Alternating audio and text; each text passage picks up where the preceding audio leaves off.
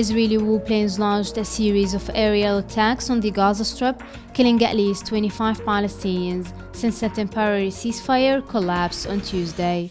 The strikes came after claims from Israel that 3 rockets were fired from the coastal enclave towards the Israeli city of Beersheba in southern Israel.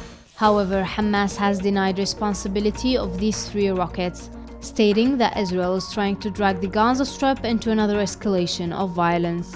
Of course, we, the residents of Gaza, support the resistance. We also believe that everything behind the 3 rockets is a lie, because in the past week, Israel violated the truce through the Palestinian militants kept calm. All day we have been waiting for an announcement of a long-term truce. Then this happened. Israel does not want us to live in peace. One of the Israeli strikes targeted a Dalu family home located in Sheikh Ridwan neighborhood in central Gaza City, killing the wife and 2-year-old child of Mohammed al-Daif, a Hamas military chief. The Israeli media reported that the IDF were after Mohammed al-Daif, and they considered the casualties as collateral damage. At 10:30 p.m. we heard a huge explosion. We went out to the street and saw the smoke coming out of the house. It was totally destroyed, and the Israeli warplanes targeted it without warning, demolishing the home on its people. More than 70 Israeli air raids have hit the Gaza Strip since Tuesday morning, and medical officials in Gaza's Shifa hospital have announced a state of emergency. They expect a high number of casualties to continue to arrive at the hospital in the upcoming days. Residents of Ferguson continue to go out into the streets despite attempts by politicians and police to prevent the ongoing demonstrations. The first night we just saw cars actually pulling around and circling us and then parking on the parking lot, which was of course intimidating people from coming in. The second night, which was last night, they actually came up to the door with guns drawn. Police tactics aimed at discouraging the protesters have included physical violence. A kid threw a plastic bottle towards the officer, and I guess they got mad and started chasing everybody. I ran towards my friend's car because I was nervous. I turned my head. I seen 6 officers behind me with a taser ready to aim it at me.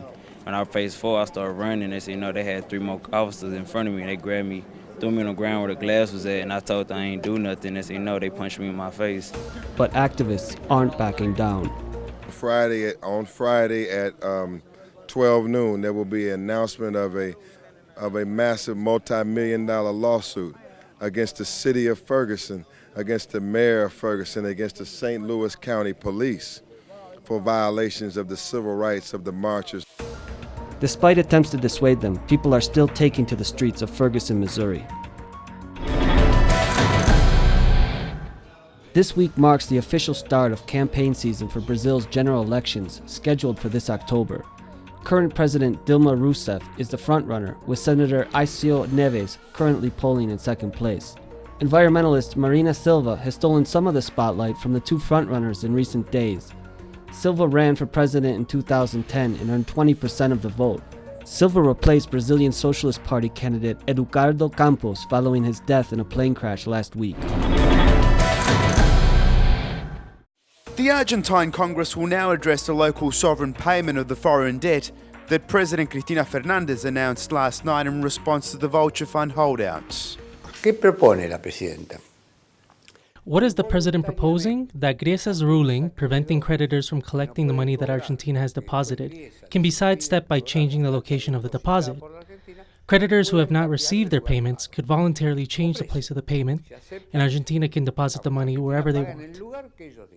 The government is convinced that this project is a permanent, stable, egalitarian and sustainable solution for all bondholders. This law does not propose a new debt swap. It resolves the practical question. What do I have to do to get paid?